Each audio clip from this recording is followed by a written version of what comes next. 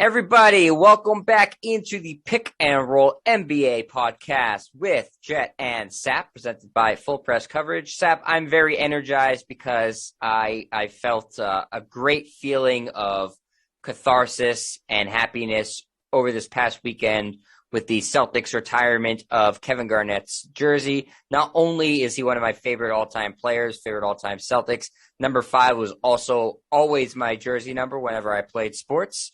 So I have that, strong connection to that number 5. And I thought the retirement ceremony was really nice, and I enjoyed it. I watched it with my dad. We had a great time watching it, and seeing all the current and former players interacting, which is part of what I loved about All-Star Weekend. But this was sort of a Celtics version of that. And it was we also got finally the reunion of the Big Three. Garnett, Pierce, and Ray Allen, a sort of coming back together of a mending of wounds, if you will. And all in all, I thought terrific ceremony. Yeah, I thought it was a really good ceremony, seeing Garnett there, seeing Ray Allen there, obviously Pierce and so many of the players from the 07-08 team. Rondo is still playing, although the Cavaliers weren't playing that day. I was surprised he didn't take a flight in to join the ceremony. Maybe he got turned off. Going to be there.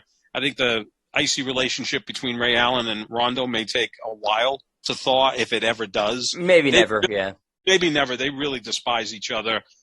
Unless KG gets them together and says, let's knock it off. If I forgive Ray, then you can forgive Ray. But I think Ray's problem with Rondo is as much as Rondo's problem with Ray. No, it was a nice ceremony. I thought Scalabrini's interview with Garnett was excellent. I thought he did a really, really good job. It was kind of comical that as soon as they were seating players, I'm like, wow, Isaiah Thomas is there. Now, Isaiah Thomas was there for Kevin Garnett when he was inducted into the Basketball Hall of Fame. Right. And that Garnett, his favorite player growing up, one of his idols, Isaiah Thomas. They have the Chicago connection. And I think Isaiah was there for NBA TV. And, of course, when they showed the video of Isaiah Thomas talking about Garnett, he got booed. And then Mike Gorman referenced that. I don't know if Mike Gorman knew that Isaiah Thomas was actually in the building, because he said, that's pretty cool. They booed Isaiah Thomas. But give Isaiah Thomas credit for showing up. No, it was a very, very nice ceremony. And it's good that Ray Allen and Garnett are now buds again. I don't know how close they'll be. Obviously, Pierce and Garnett are extremely close. They were close before they were both Celtics. I mean, I think when they were in high school, close. I mean, they've had a great relationship. I believe they both still live in L.A. They both have houses in Malibu, I think, like down the street from each other. Yeah, and Ray Allen's a little bit different. I think Ray Allen's the kind of guy who's, look, I don't know these people, but I'm just going by what you hear, that he's a bit more of a loner. Like he's a very regimented guy. The guy hasn't had a cheeseburger since his freshman year at Connecticut, and that's going back, almost 30 years. He's a very disciplined, regimented guy. So, background was a little bit different than Garnett and Pierce, who grew up in somewhat poverty, whereas Ray Allen grew up, I wouldn't say in an affluent military family.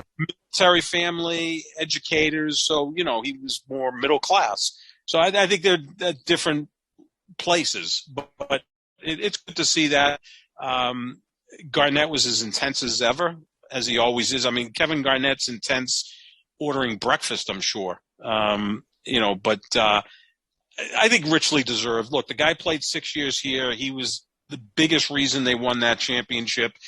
And I know at your age, Jet, if they hadn't won that championship, you as a huge Celtics fan would have never witnessed the championship, because before that, the last one was in 1986. So anybody who's 40 or younger would have never seen a championship by the Boston Celtics, who have 17 of them without that 08 team, led by Kevin Garnett, who was a key factor in that team winning. So I would say I think he did have his number retired. And, he was a phenomenal player. I'm going to push back a little bit, because Garnett kind of carries himself life player in the history of the league, extremely confident. at times, as someone who's not a Celtics fan, is a little bit of a turnoff. I think he's one of the 25 greatest players in the history of the sport. Certainly not one of the top 5, but he carries himself as that guy. And I think that's why Celtic fans. But that's why I think Celtic fans love him. That's how he carries himself. And he's a fabulous player. And like I've said before, the next play he took off would have been the first play he ever took off. The guy busted his ass every time out there on the court, and I think he was always a great team player.